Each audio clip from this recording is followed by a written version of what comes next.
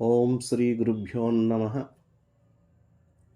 జ్ఞానవాసిష్టమునందు 12వ ప్రవచనాన్ని వింటున్న శ్రోతలకు, చూస్తున్న ప్రేక్షకులకు నా హృదయపూర్వక నమస్కారములు.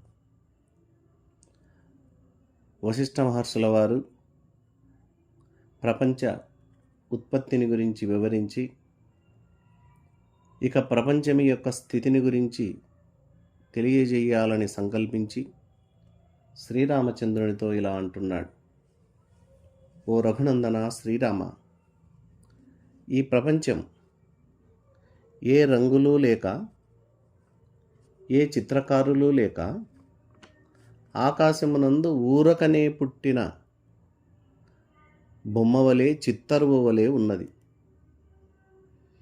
చూచేవాడు లేని చూపులాగా, నిద్రలేని కలలాగా మిథ్యాభూతమై ఉన్నది.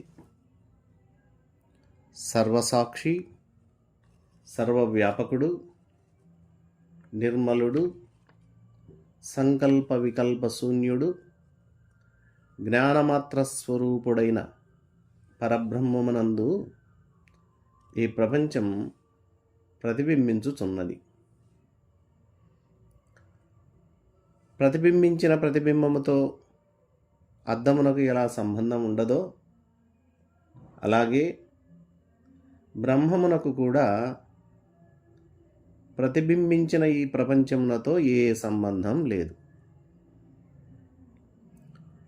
ఈ ప్రపంచం అసత్యమై బ్రహ్మముతో ఎలాంటి సంబంధము లేక బ్రహ్మమునందే నిలిచి ఉన్నది. బ్రహ్మమే అయి కూడా బ్రహ్మభిండముగా తోచుచున్నది. ఓ శ్రీరామచంద్ర,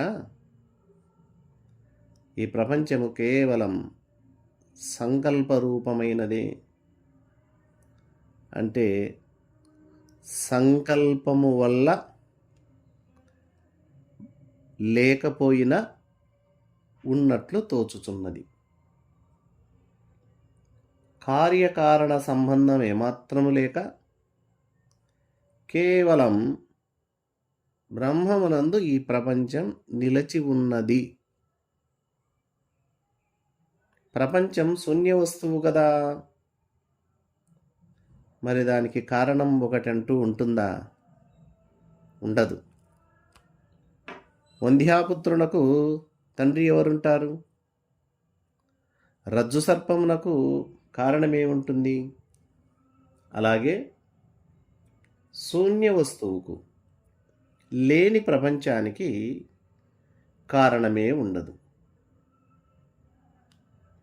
ప్రపంచమే లేనిదైతే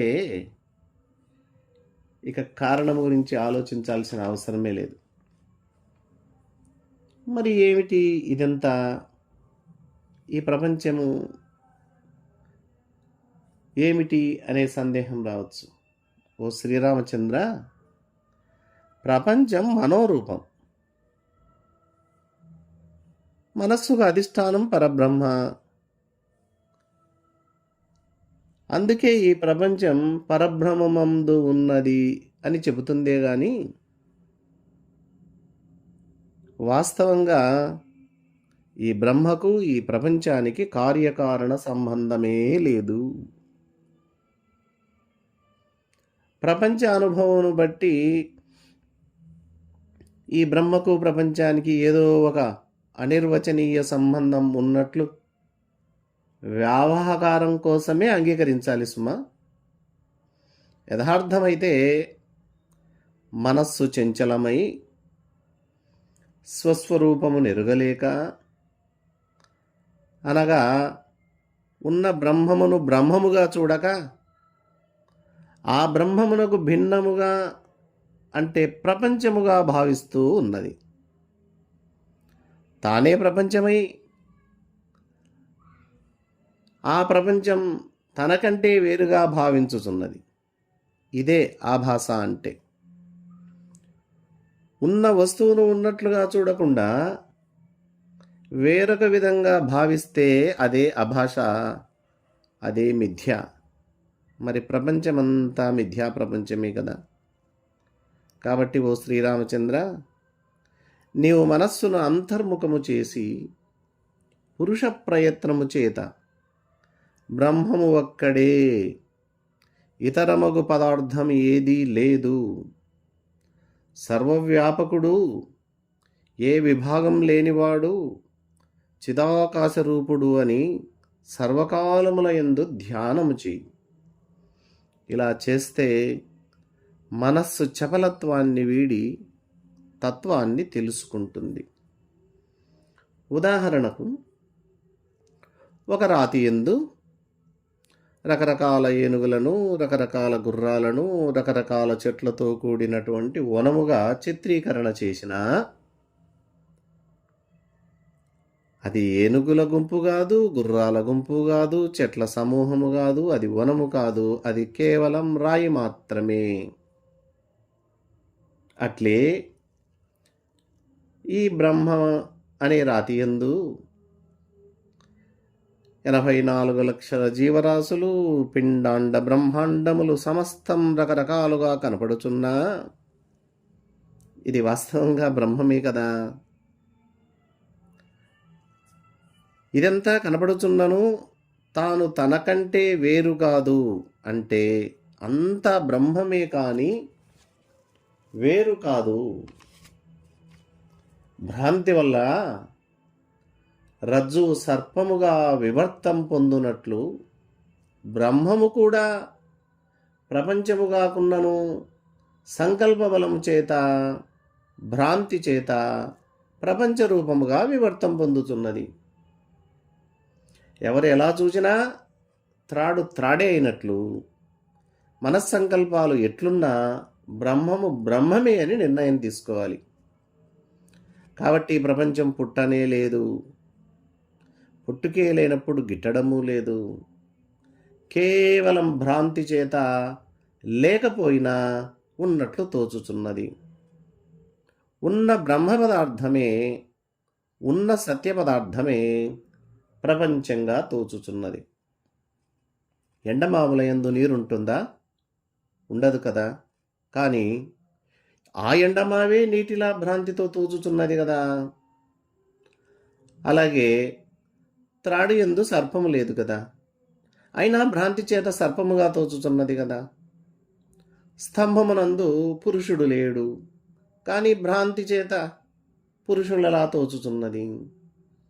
ముత్యపు చెప్పయందు వెండి లేదు, కానీ వెండి వలె భ్రాంతి చేత తోచుచున్నది.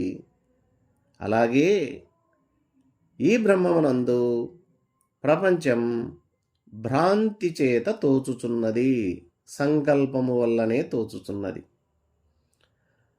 అయితే అజ్ఞానులకు ఈ ప్రపంచమే భోగంపై ఇచ్చను కూడా కలిగించుచున్నది, జ్ఞానులకు కలిగించలేదు. అంతేగాని ఈ ప్రపంచానికి ఎప్పటికీ ఉనికి లేనే లేదు. ఉనికి లేని ఈ ప్రపంచమే సంసారము. మరి సంసారం మనోమయము. అందుకే ఈ సంసారము మనోజయము ద్వారా మాత్రమే అణిగిపోతుంది అని పెద్దలు చెప్పారు. ఓ శ్రీరామచంద్ర, ఇక ఈ సంసారం నచించే స్వభావం తెలియజేస్తాను విను. పురుషుడు కొంత అంతర్ముఖుడై తత్వమును బాగా విచారణ చేసినచో అప్పుడు బాహ్య వృత్తులన్నీ అణిగిపోతాయి. ఇది మొదటిది. బాహ్య వస్తువులకు సంబంధించిన, బయటి విషయాలకు సంబంధించిన సంకల్పాలు నెమ్మదిగా నశిస్తాయి. కొంతకాలానికి ఈ బాహ్య వస్తువులపై ఆసక్తే ఉండదు. మనస్సు అంతర్ముఖమైతే బాహ్యమునకు, బాహ్య వస్తువులకు అభిముఖము కాకుండా ఉంటుంది. కాబట్టి బాహ్య వస్తువులు ఉన్నప్పటికీ పురుషుణ్ణి బాధించలేవు. ఎందుకంటే ఆ పురుషుడు యొక్క మనస్సు అంతర్ముఖంగా ఉంది కనుక బాహ్యం మీద ఆ మనస్సు యొక్క భావన పోలేదు కనుక ఆ వస్తువులు ఏవి బాధించవు. ఆ తర్వాత స్వస్వరూపము మాత్రమే మిగిలి ఆ సాధకునికి సర్వకాలముల యందు తోచుచునే ఉండును. వ్యవహారాలు చేసినా వ్యవహారములు చెయ్యకపోయినా స్వస్వరూపమే కనపడుతూ ఉంటుంది. భ్రాంతిమయమైన ఈ సంసారమునందు జ్ఞాని నిద్రించుచూ ఉంటాడు.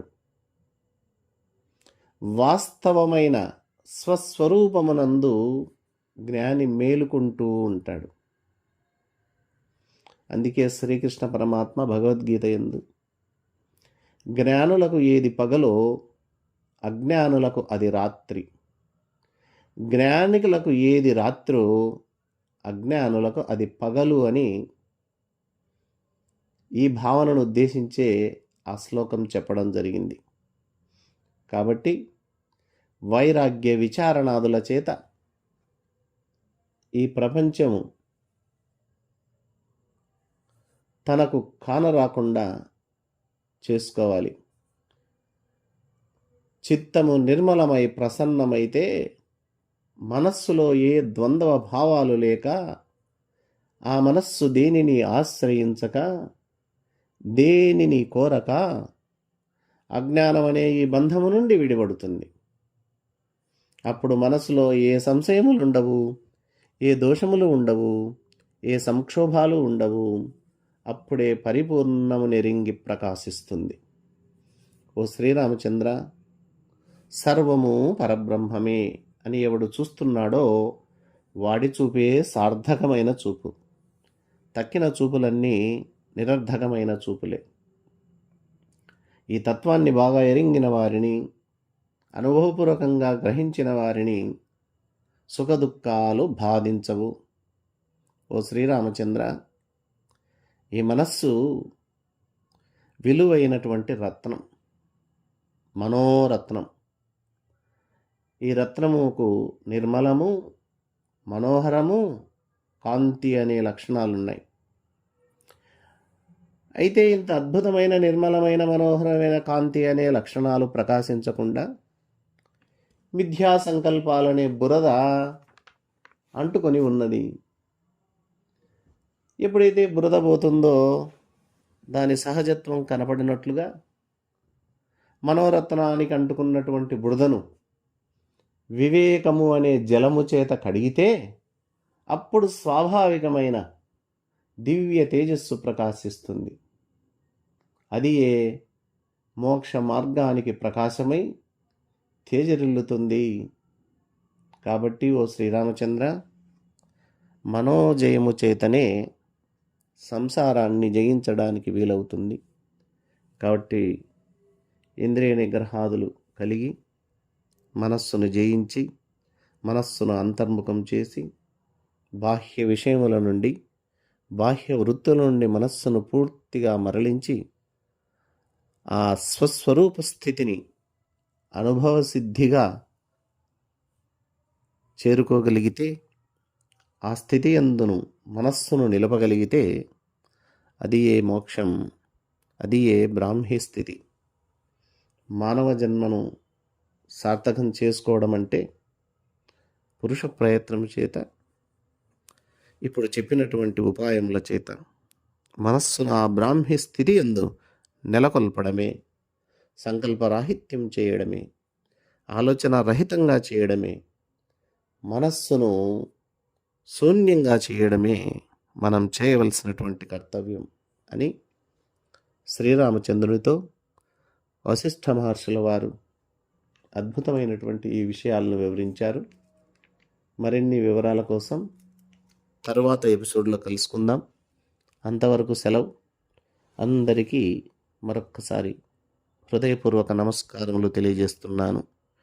ఓం అసతో మా సద్గమయ తమసో మా జ్యోతిర్గమయ మృత్యోర్మా అమృతంగమయ. ఓం శాంతి శాంతి శాంతి. హరి ఓం తత్సత్.